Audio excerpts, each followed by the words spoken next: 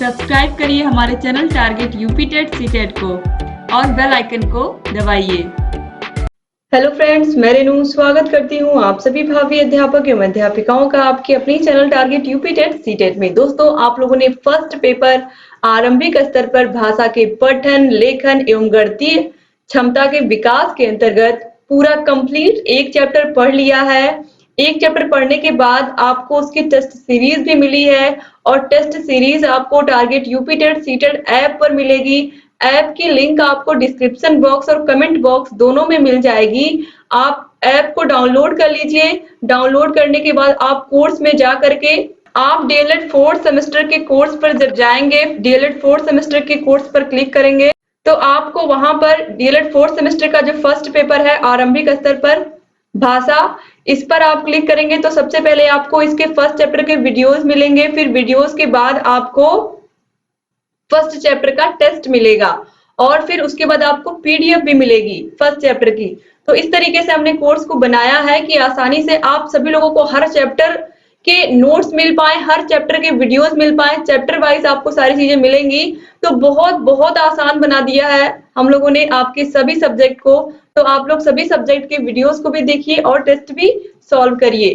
तो चलिए अब चैप्टर 2 को हम यहाँ पर स्टार्ट करने जा रहे हैं। चैप्टर 1 के क्वेश्चंस को सॉल्व करके आप लोग मुझे कमेंट में जरूर बताइएगा कि आप लोगों ने कितने नंबर गेन किए हैं टेस्ट में। तो दोस्तों चलिए अब चैप्टर नंबर 2 को स्टार्ट करते हैं। जैसा कि आप लोगों को पता है कि जो भाषा हम पढ़ रहे हैं इसमें हम पूरी तरीके से हिंदी पढ़ रहे हैं, हिंदी ही पढ़ रहे हैं, जिसमें हमने स्वर, व्यंजन, वर्णों को पढ़ लिया। अब ये जो चैप्टर है ये है ध्वनि, यानी कि स्टडी ऑफ साउंड हम पढ़ने वाले हैं। आज के इस जो चैप्टर में ध्वनि का अध्ययन करने वाले हैं। ध्वनि का मतलब है जो भी हम बोलते हैं, जो आवाज हमारे मुख से निकलती है वही ध्वनि होती है। और जो आवाज निकलती है उसी को हम क्या करते हैं, जो हम बोलते हैं वही हम लिखते हैं। तो जो जिन अक्षरों को हम लिखते हैं पहले हमने उसे मुख से बोला तो जो ध्वनि निकली वही क्या हो गई, ध्वनि हो गई। अब इसके बाद उसी ध्वनि को हम क्या कर रहे हैं, हम अक्षरों में लिख रहे हैं, तो ये वर्णमाला बन जाते हैं फिर यही अक्षर। तो इस तरीके से जो ध्वनियां होती हैं इनका अध्ययन हम इस चैप्टर में करेंगे। तो ध्वनियों को भी बांटा गया है 2 भागों में, स्वर और व्यंजन, स्वर ध्वनियां और व्यंजन ध्वनियां। लेकिन थोड़ा बहुत अंतर आपको इसमें देखने को मिलेगा। जैसे आप लोगों ने स्वर पढ़ा था और उन स्वर वर्णों के जो प्रकार थे उसमें आपने देखा था स्वरों का वर्गीकरण किया गया है, दीर्घ स्वर, इसके अलावा हर्ष स्वर, प्लुत स्वर। और आप लोगों ने ऐसे व्यंजन में भी देखा था उच्चारण स्थान के आधार पर, या इसके अलावा स्पर्श व्यंजन और बहुत सारे व्यंजन आपने पढ़े थे। तो वह थे स्वर और व्यंजन वर्ण। लेकिन यहाँ पर आप पढ़ने वाले हैं स्वर और व्यंजन ध्वनियां। तो वर्णों में और ध्वनियों में क्या अंतर है यही आपको इस चैप्टर में जानना है। यानी कि यहाँ पर हम ध्वनियों के विषय में बात कर रहे हैं, इस बात का आपको ख्याल रखना है। तो चलिए स्टार्ट करते हैं। हिंदी एक ध्वन्यात्मक भाषा है जहां पर शब्द उसी प्रकार से लिखे जाते हैं जैसे उनके अक्षरों की ध्वनि होती है। जैसा हम बोलते हैं वैसा हम लिखते हैं। इसके बाद देखिए, और जहां एक ध्वनि के लिए एक ही अक्षर प्रयुक्त होता है, यदि शब्दों को ठीक ढंग से उच्चारित किया जाए तो अक्षरों की ध्वनियों को सीखने के साथ या बाद में विद्यार्थियों द्वारा अशुद्ध शब्द लिखा ही नहीं जाएगा। यहाँ पर इस बात पर विशेष ध्यान दिया जाता है कि अगर टीचर बच्चों को कुछ बोल रहे हैं, लिखने के लिए बच्चों को इमला बोल रहे हैं, डिक्टेंशन कुछ भी बोल रहे हैं, बच्चे लिख रहे हैं, तो जो शब्द वह बोलेंगे, जैसा वो बोलेंगे वैसे ही बच्चे लिखेंगे। तो इस बात का विशेष ध्यान रखना चाहिए खासकर एक शिक्षक को कि वह शुद्ध रूप से ध्वनियों को उच्चारित करें, बिल्कुल सही सही उसकी भाषा, जो भी शिक्षक बोले भाषा क्या हो, बिल्कुल स्पष्ट हो, शब्द बिल्कुल क्लियर हो, अक्षर क्लियर हो, जिससे बच्चों को लिखने में कोई प्रॉब्लम ना हो। क्योंकि जब हम सही बोलेंगे तब हम सही लिखेंगे भी। इसीलिए बच्चों की भाषा पर बहुत ध्यान दिया जाता है कि बच्चे सभी ध्वनियों को सही प्रकार से उच्चारित करें। अब देखिए इसके बाद ध्वनि का अर्थ। ध्वनि का अर्थ क्या होता है या मीनिंग ऑफ साउंड। तो मनुष्य के भावों, विचारों तथा अनुभवों के आदान प्रदान के करने का माध्यम भाषा ही होती है। आपको पता है हम अपने भावों को, अपने विचारों को कैसे प्रकट कर पाते हैं, हम अपनी भाषा के माध्यम से ही तो अपनी भावनाओं को, विचारों को दूसरों से कह पाते हैं। तो ये जो भाषा होती है यह बहुत बहुत महत्वपूर्ण रोल प्ले करती है हर एक इंसान के जीवन में। तो भाषा की सबसे छोटी इकाई ध्वनि है, जिसके टुकड़े नहीं किए जा सकते। एग्जाम में पूछता है कि भाषा की सबसे छोटी इकाई क्या है, एग्जाम में कई बार पूछा है, तो याद रखना है ध्वनि है, जिसके टुकड़े नहीं किए जा सकते हैं। ध्वनि भाषा का मूल आधार है। भाषा का मूल आधार क्या होती है? ध्वनि होती है, क्योंकि ध्वनि, जब हम ध्वनि सही से निकालेंगे, जब हम शब्दों को सही से उच्चारित करेंगे, अक्षरों को सही से उनका उच्चारण सही करेंगे, ध्वनि सही निकलेगी तो हम सही लिखेंगे भी। हमारे मुख के अवयवों से घर्षण करती हुई जो प्राणवायु बाहर निकलती है, वही ध्वनि या आवाज कहलाती है। ध्वनियों की पहचान के लिए कुछ चिन्ह विशेष का प्रयोग किया जाता है। ये विशेष चिन्ह ही अक्षर कहलाते हैं।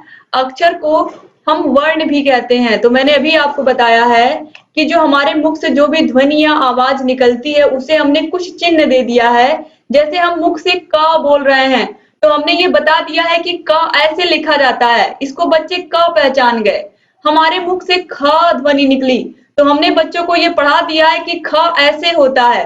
तो हमने क्या किया है कि क को ऐसे लिखा जाता है, ख को ऐसे लिखते हैं, यानी कि इसको हमने विशेष चिन्ह दे दिया है या चित्र दे दिया है कि क ऐसे बनता है, ख ऐसे बनता है।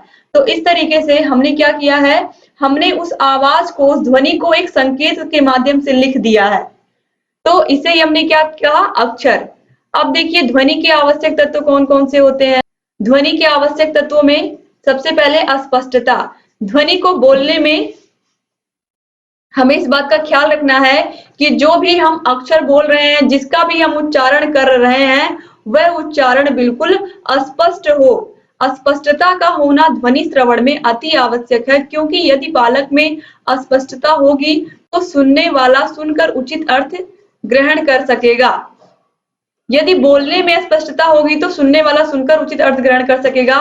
तो बोलने में क्या होनी चाहिए? बिल्कुल स्पष्ट, बिल्कुल क्लियर आवाज होनी चाहिए। जब कोई बोलता है बिल्कुल क्लियर आवाज में, तो बच्चे आसानी से क्या करते हैं, उन बातों को समझ भी पाते हैं, उनको सही भाषा में लिख भी पाते हैं। अब इसके बाद देखिए शुद्धता। हमें शुद्धता का भी ध्यान रखना है कि यह ध्वनि का मूल तत्व है। इसके बिना ध्वनि का अर्थ ही नहीं सिद्ध हो सकता। शुद्धता तो बहुत जरूरी है बोलने में, क्योंकि अगर हम ता को ट बोलेंगे तो बच्चे भी ता नहीं लिखेंगे, वो भी ट ही लिखेंगे। तो कहीं ना कहीं बोलने में शुद्धता बहुत जरूरी है।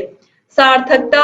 ध्वनि उच्चारण में ध्यान रखना चाहिए कि वाणी सार्थक होनी चाहिए, बार बार शब्दों की आवृत्ति नहीं होनी चाहिए। इसके बाद तरंगता।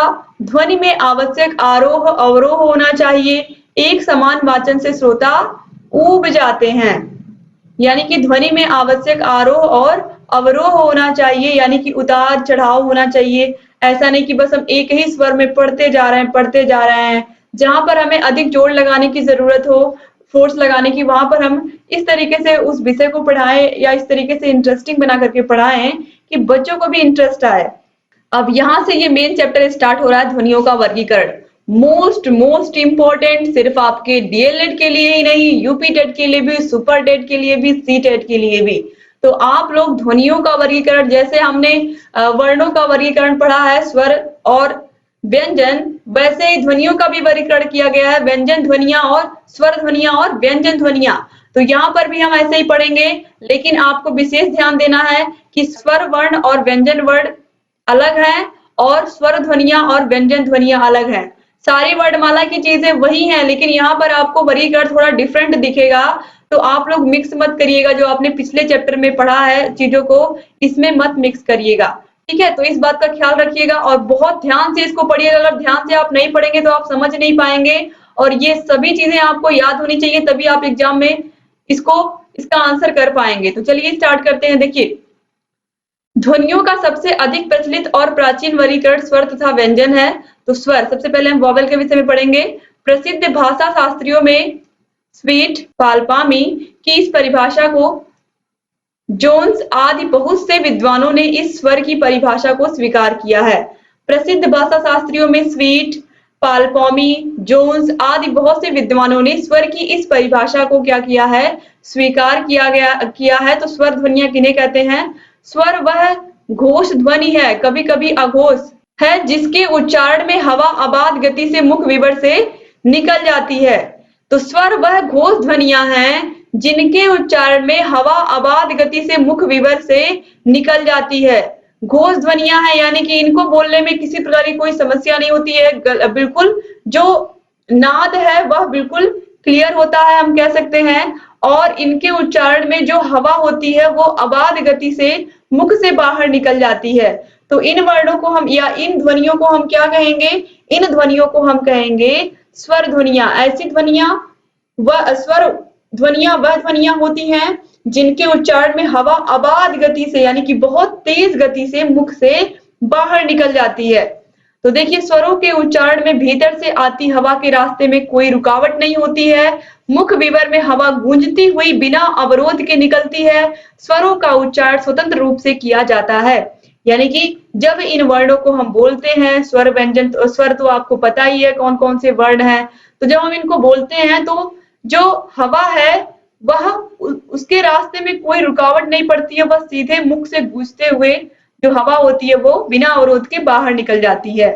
तो जो स्वर होते हैं इनका उच्चारण स्वतंत्र रूप से किया जाता है, आपको पता है। अब स्वरों की प्रमुख विशेषताएं कौन कौन सी हैं? तो पहला है स्वरों का स्वतंत्र उच्चारण किया जाता है।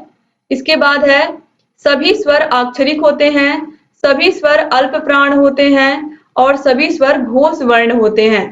तो घोष वर्ण क्या होते हैं, अल्प प्राण क्या होते हैं, ये आप आगे पढ़ेंगे। तो सबसे पहले देखिए, हिंदी में जो स्वरों की संख्या होती है हिंदी भाषा में वो 11 होती है। तो आपको इस बात को का ख्याल रखना है कि कितनी होती है, 11 होती है, ठीक है। अब इसके बाद देखिए, अब हम व्यंजन ध्वनियों को पढ़ने जा रहे हैं। व्यंजन ध्वनियों को आपको जरूर याद रखना है क्योंकि एग्जाम में बहुत क्वेश्चन आते हैं दोस्तों। आपको जब इस चैप्टर का टेस्ट आप सॉल्व करोगे तो भी आपको बहुत सारे क्वेश्चन मिलेंगे, इसलिए आप लोग प्लीज इन व्यंजन ध्वनियों को बहुत ध्यान से पढ़िएगा। ये ध्वनियां हैं, याद रखिएगा, व्यंजन ध्वनियां हैं, व्यंजन वर्ण नहीं है। क्या है? व्यंजन ध्वनियां हैं। तो देखिए, व्यंजन वह ध्वनि है जिसके उच्चारण में हवा अबाध गति से बाहर नहीं निकल पाती है। जैसे अभी आपने देखा है जो स्वर ध्वनियां हैं इनको जब हम बोलते हैं तो हवा मुख विवर से अबाध गति से बाहर निकलती है, लेकिन जो व्यंजन ध्वनियां होती हैं इसमें हवा अबाध गति से बाहर नहीं निकल पाती है। इसे या तो पूर्ण अवरुद्ध होकर फिर आगे बढ़ना पड़ता है या तो संकीर्ण मार्ग से घर्षण खाते हुए निकलना पड़ता है, या मध्य रेखा से हटकर या दोनों पार्श्व से निकलना पड़ता है। इस प्रकार वायु मार्ग से पूर्ण या अपूर्ण अवरोध उत्पन्न होता है। हिंदी में 47 व्यंजन ध्वनियां हैं। तो टोटल ध्वनियों की बात हम करेंगे हिंदी में तो टोटल 47 व्यंजन ध्वनियां होती हैं। याद रखिएगा कि हिंदी में 47 व्यंजन ध्वनियां होती हैं। ध्वनियों की बात हो रही है यहाँ पर। अभी आप देख लोगे किस तरीके से इन्हें डिवाइड किया गया है। तो व्यंजन ध्वनियों के विषय में आपको समझ में आ गया कि इनके उच्चारण में हवा अबाध गति से बाहर नहीं निकल पाती है, या तो उसके मार्ग में अवरोध उत्पन्न हो जाते हैं या तो वह बहुत संकीर्ण मार्ग से निकलती है। तो देखिए, अब यहाँ पर इनको इस तरीके से इन 47 के 47 को कैसे डिवाइड किया गया है। सबसे पहले यहाँ पर आप देखिए का वर्ग, चा वर्ग, टा वर्ग, ता वर्ग, पा वर्ग, इनको आप देखिए। फिर उसके बाद या, रा, ला, वा, ये अंतस्थ व्यंजन है, ये ऑलरेडी आपको मैंने बताया है। सा, सा, सा, हा, ये क्या है? ऊष्म व्यंजन है। ये सब आप पिछले चैप्टर में पढ़ चुके हैं। तो इसके अलावा यहाँ पर आप देखिए, इतने को पहले आप देखिए, उसके बाद आप आगे का देखिएगा। तो इतने जो है, इतनी ध्वनियां जो है ये हो गई 33। कितनी हो गई? 33। इसके बाद देखिए अंग और आहा, ये भी आते हैं व्यंजन ध्वनियों में, तो ये 2 हो गए। फिर ड़ और ढ, ये 2 हो गए। फिर का, खा, यहाँ पर आप देखिए इनके नीचे यहाँ पर आप देखिए एक बिंदु दिखाई दे रहा होगा, इनकी भी ध्वनियां अलग निकलती हैं इन्हीं की वजह से। जैसे कागज, जब हम इस तरीके से बोलते हैं तो ये आपको यहाँ पर एक बिंदु दिखाई देगा इन अक्षरों के नीचे। तो यहाँ पर ये 5 हो गई। इसके बाद देखिए छ, त्र, ज्ञ और त्र, इनको भी आपने पढ़ा है, ये 4 हो गए। और अनुनासिक, जिन भी वर्णों के ऊपर चंद्र बिंदु होता है उन्हें हम अनुनासिक वर्ण कहते हैं। तो इस तरीके से ये अभी एक ध्वनि मानी गई है हिंदी में। तो ये टोटल आप इनको जोड़ोगे तो ये आएंगे 47। ये सबको आप जोड़ोगे टोटल 47 ध्वनियां आएंगी। तो इनको आप याद रखिएगा। अब इसके बाद हम यहाँ पर, अभी आपने देखा टोटल 47 हो गई। अब इनको हम यहाँ पर इनका वर्गीकरण पढ़ेंगे, कौन कौन से आधार पर इनका वर्गीकरण किया गया है। तो सबसे पहले यहाँ पर आप देखिए प्रयत्न के आधार पर व्यंजनों का वर्गीकरण। तो प्रयत्न के आधार पर व्यंजनों व्यंजन ध्वनियों के निम्न भेद किए गए हैं। तो व्यंजन ध्वनियों के कितने भेद किए गए हैं प्रयत्न के आधार पर, चलिए देखते हैं। तो देखिए सबसे पहले स्पर्श व्यंजन। तो स्पर्श व्यंजन तो आप लोगों को पता ही है, यहाँ पर आप लिखा भी हुआ है। क ख ग घ ट ठ ड ढ त थ द ध प फ ब भ इतने स्पर्श व्यंजन हैं, स्पर्श व्यंजन ध्वनियां हैं। ठीक है, इसके बाद देखिए स्पर्श संघर्षी या स्पर्शी संघर्षी कौन कौन है? च है, च छ ज झ, यानी कि जो च वर्ग है वह स्पर्शी संघर्षी है, वह स्पर्श व्यंजन नहीं है, वह क्या है? स्पर्श संघर्षी है। अब संघर्षी कौन है? संघर्षी व्यंजन में क्या होता है? उच्चारण में हवा उच्चारण स्थानों को इतना अधिक रगड़कर निकलती है कि चित्कार जैसी ध्वनि उत्पन्न होती है।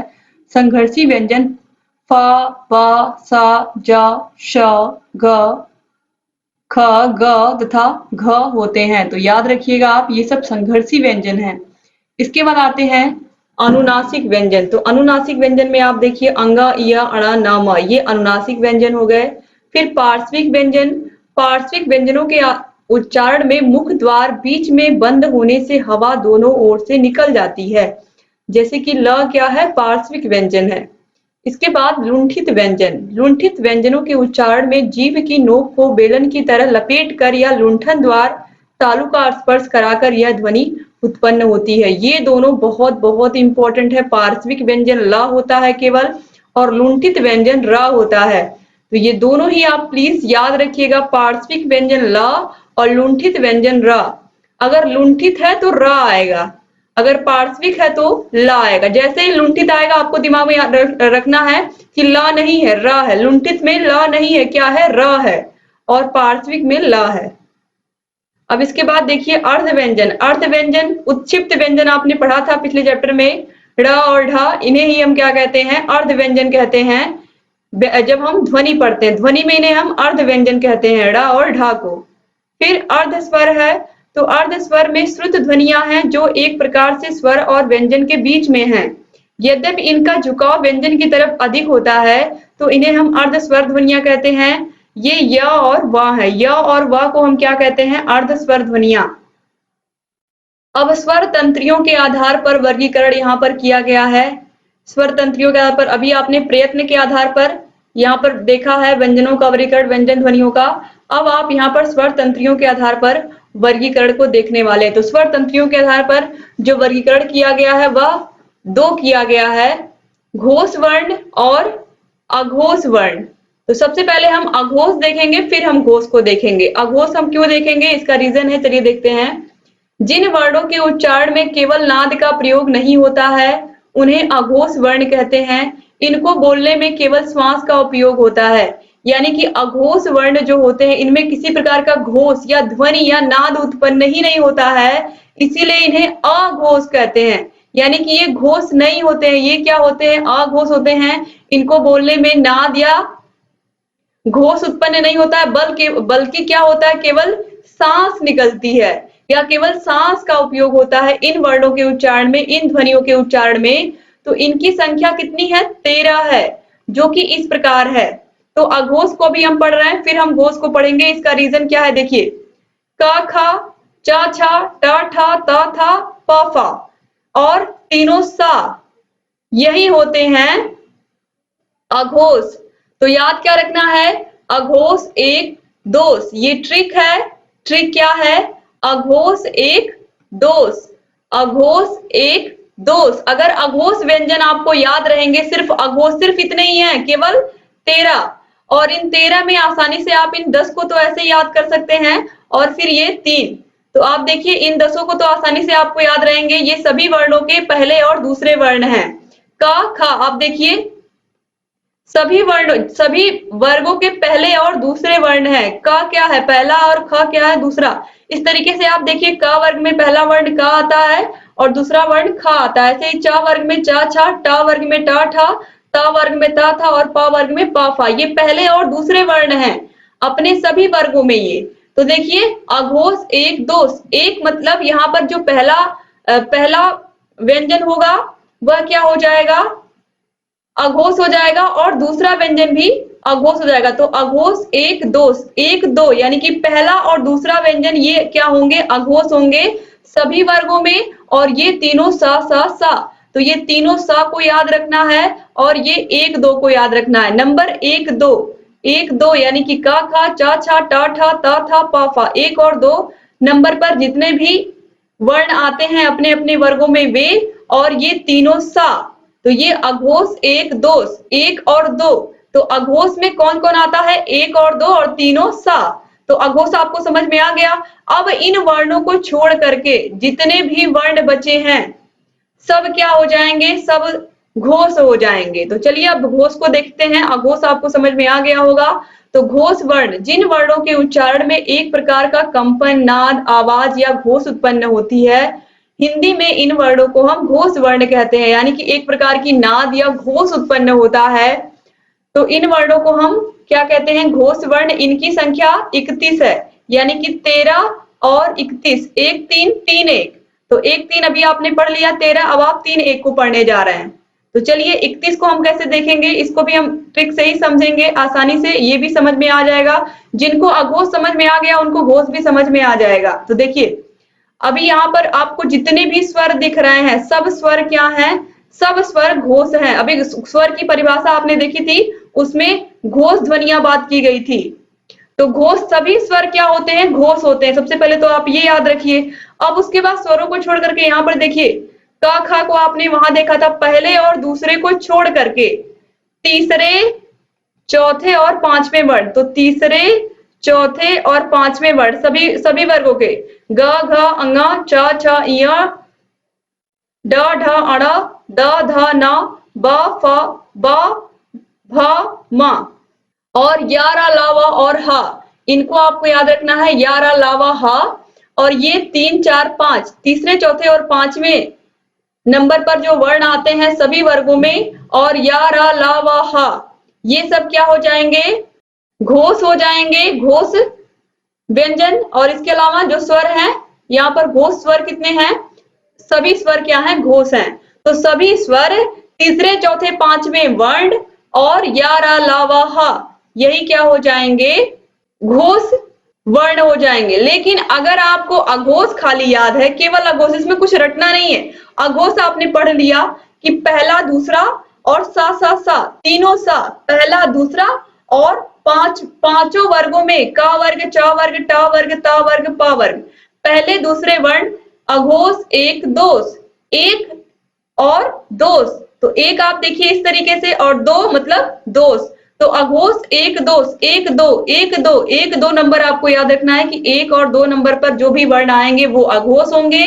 और तीनों सा, ये आपस में इनको आपको जोड़ के रखना है, का सभी वर्गों के पहले दूसरे वर्ण और तीनों सा, ये अघोष होते हैं। सिर्फ अगर आपको अघोष याद है ना, तो इनमें से जो भी बाहर से पूछेगा वो क्या हो जाएंगे, वो घोष हो जाएंगे। तो ये सभी अघोष हैं, और इनमें से बाहर से जो कुछ पूछेगा एग्जाम में वो घोष हो जाएंगे। ये क्या है, अघोष है। तो अघोष एक दोष, अघोष एक दोष, ये आपको ट्रिक याद रखनी है। तो इस तरीके से आपको समझ में आ गया होगा ये पूरा चैप्टर, ये पूरा जितना यहाँ पर मैंने अभी तक आपको बताया व्यंजनों का वर्गीकरण।